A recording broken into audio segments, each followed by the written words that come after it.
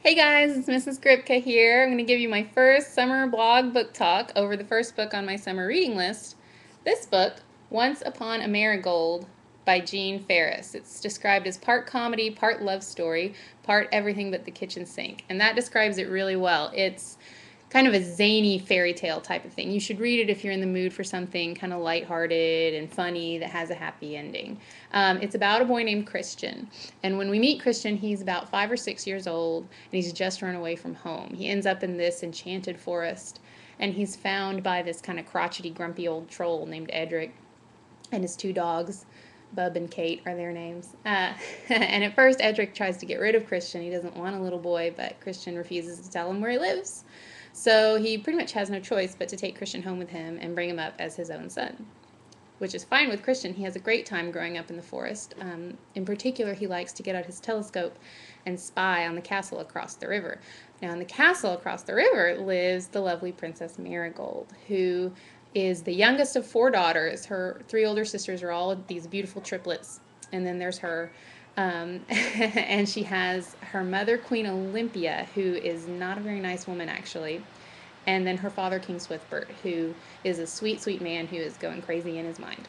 Um, but Christian notices through his spying on the telescope that no one ever seems to be very nice to Marigold. In fact, no one even talks to her or ever touches her at all. And so he just gets him curious about her. One day, when he's about 17 or 18 years old, he sends her a message via carrier pigeon, where they tie a message onto the pigeon's leg. He calls it P-mail. I get it. And he sends her a message and he asks her what book she's reading. She's out on the terrace reading a book. And so she responds, and they strike up a friendship, a correspondence this way. And for about a year, they talk, and they become very good friends. In fact, Christian falls in love with her.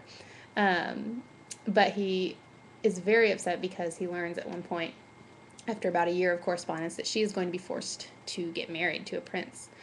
So that upsets him, of course. He wants to be the one to marry her. So in order to get closer to her and see if he can do anything to prevent this, he travels across the river, leaves his home in the enchanted forest, leaves his troll father, and gets a job in the castle as a servant, which actually presents a problem for him because now as a servant and a commoner, he cannot ever be friends with the princess, let alone marry her. She has to marry a prince.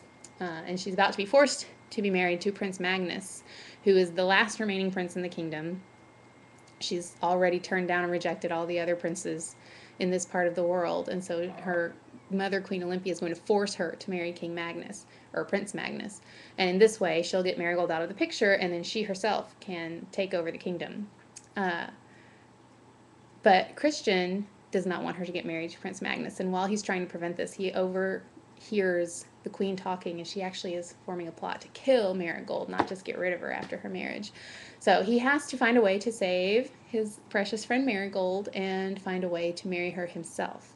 To find out how he does this, and I'll tell you, it involves a flying machine and the two dogs and a mean ferret. You will need to read Once Upon a Marigold by Jean Ferris.